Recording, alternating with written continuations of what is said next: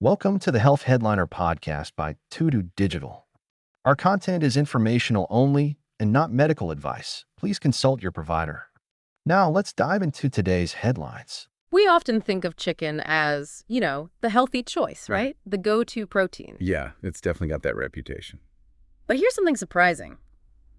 What if regularly eating it, like a fair bit of it, could actually be linked to a higher chance of dying early from certain cancers? That's exactly what a new study looked into. It's from the National Institute of Gastroenterology over in Italy. Okay.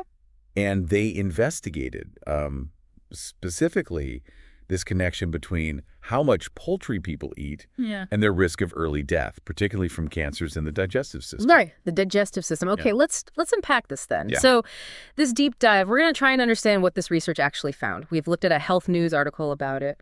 And crucially, the actual scientific paper, it was published in that journal, Nutrients. That's right, the peer-reviewed paper itself. And our mission, basically, is to get clear on the findings, what they might mean for you listening, and also what the researchers themselves admit needs, more looking into. Exactly. And we want to do it without getting bogged down in super technical jargon. Keep it understandable. Absolutely. So what was the main goal of this Italian study? So the core aim was to see if there was a relationship and association between eating meat, and they really zoomed in on poultry, chicken specifically, and the risk of dying. Dying from gastrointestinal cancers, those digestive system cancers, Right. and also dying from any cause, what they call all-cause mortality. And how did they study this? What kind of study was it? It was what's called a population-based prospective cohort study. Okay, what does that mean in plain English? It essentially means they looked at a large group of regular people from the general population and followed them over a really long time to see who developed certain health issues, or in this case, what their causes of death were down the line. Got it. So tracking people over time, how many people and for how long? They analyzed data from almost 5,000 adults, 4,869 to be precise, living in Italy.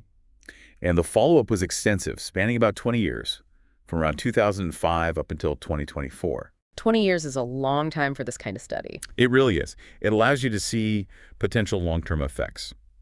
The data came from two existing research projects, these cohorts, called Michael and NutriHep.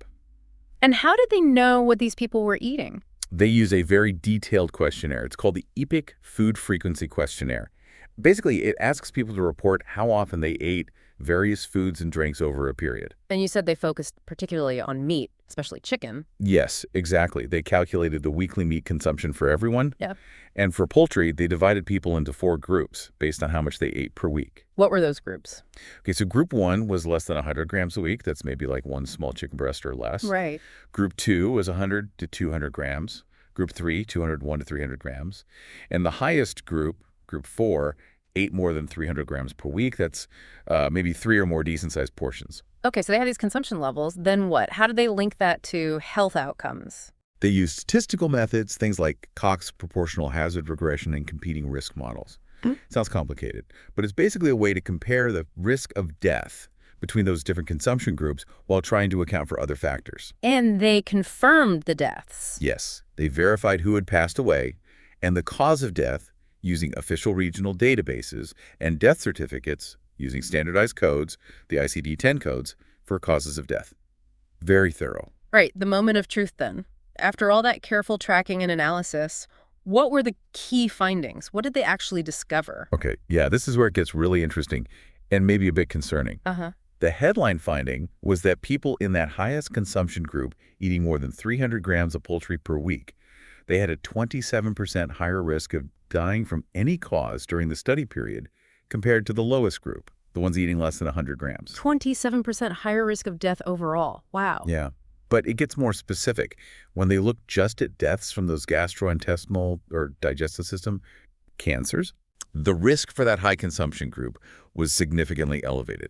They calculated something called a subdistribution hazard ratio, or SHR, which accounts for competing risks of death. And for weekly poultry consumption above 300 grams, that SHR was 2.27. Okay, 2.27. What does that mean practically? That means that in this study, the group eating the most poultry appeared to be more than twice as likely to die specifically from digestive system cancers compared to the group eating the least poultry. More than double the risk. That seems substantial. It is. It's a statistically significant finding that definitely raises eyebrows. Was this effect the same for everyone, men and women? Interestingly, no. The link between high poultry consumption and dying from digestive system cancers seemed even stronger for men. Really? Yeah, for men eating over 300 grams weekly, that subdistribution hazard ratio was 2.61. So for them, the risk appeared even higher, maybe closer to 2.5 times the risk compared to low-consuming men. Huh. And did this risk only show up very late in life? That's another important point. The study suggested this increased risk started to appear relatively early.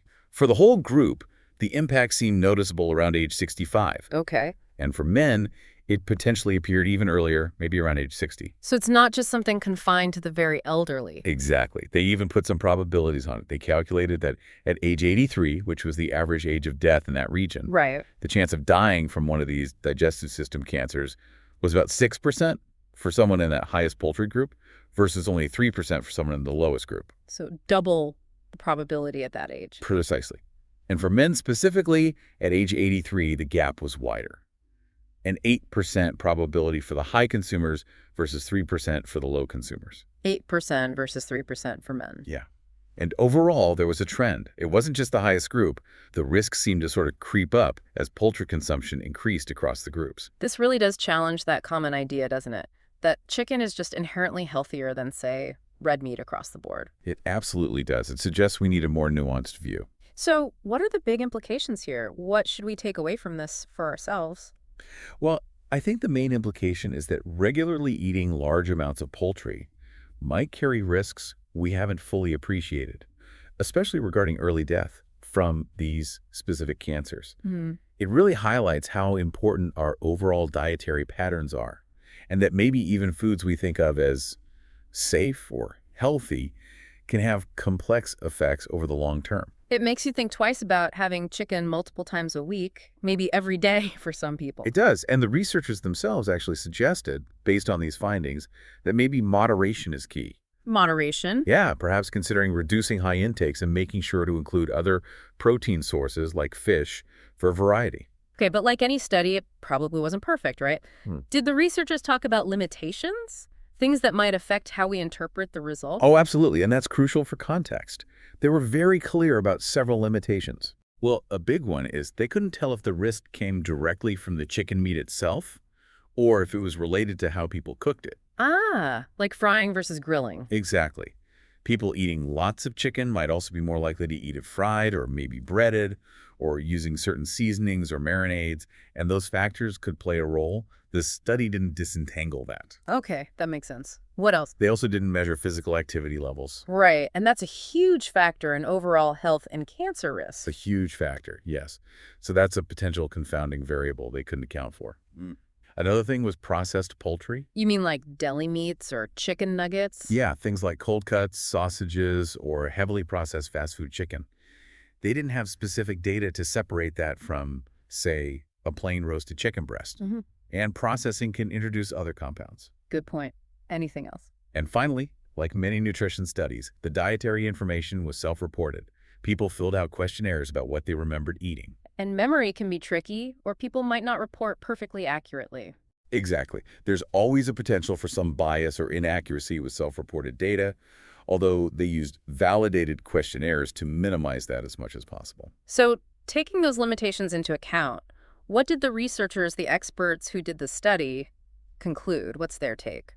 Well, they strongly emphasized that more research is definitely needed. To confirm these findings. Yes, both to confirm the findings in other populations and, crucially, to understand the why. What are the biological mechanisms that might link higher poultry intake to this increased risk? Right, the how. Exactly. They pointed out that since white meat, like chicken, is eaten so widely across the globe and is generally seen as healthy, it's really important to properly investigate its long-term effects. We can't just assume. Did they suggest specific areas for future research to focus on? They did. They highlighted cooking methods again, suggesting future studies really need to look closely at that. They even advised caution with high temperatures and cooking poultry for very long times. And they floated a hypothesis, an idea, that maybe white meat affects the body differently than red meat through a different pathogenic mechanism. How so? They speculated it could possibly be linked to things like animal feed or how the animals are raised, maybe involving contaminants or hormones used in industrial farming, but they stressed this is just speculation. That's an idea needing investigation. Precisely. They said much more research is needed there. And what about the difference they saw between men and women? Any thoughts on that?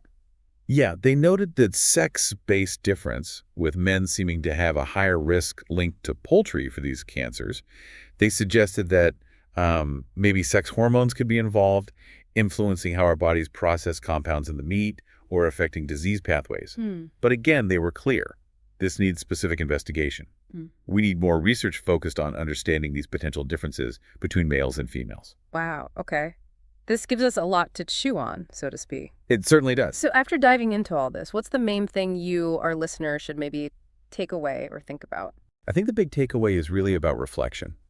This research invites you to maybe consider your own habits around eating chicken. How much do you eat? How often? Yeah. And it's a reminder, isn't it, that dietary advice isn't always simple or set in stone. Science evolves, and sometimes findings challenge common beliefs about what's healthy. It definitely challenges the simple chicken good narrative. For sure. And it highlights the value of ongoing research into how our food impacts our long-term health in ways we might not expect. If people listening want to dig deeper themselves, maybe read the original study, where can they find it? Yeah, absolutely. The full scientific paper is published in the open access journal Nutrients. You can usually find it online using its Digital Object Identifier, or DOI. Okay, do I have that identifier? Yes, the DOI is 10.3390-1108-1370. Plugging that into a search engine should get you to the article. Great. And presumably, news articles discussing the study might provide more context, too. Yes, searching for news on poultry consumption and mortality risk linked to this Italian study should bring up reports as well. So as we wrap up, think about what stands out to you from this deep dive. Does this information change how you view chicken in your diet at all? And maybe a final thought to leave you with. Given these findings about poultry, what other foods that we generally consider healthy might actually have more complex, perhaps even unexpected effects on our health that we just don't fully understand yet? Makes you wonder, doesn't it? Thanks for tuning in to the Health Headliner podcast by To Digital. Like and subscribe for more health news and breakthroughs. Stay healthy and informed. See you next time.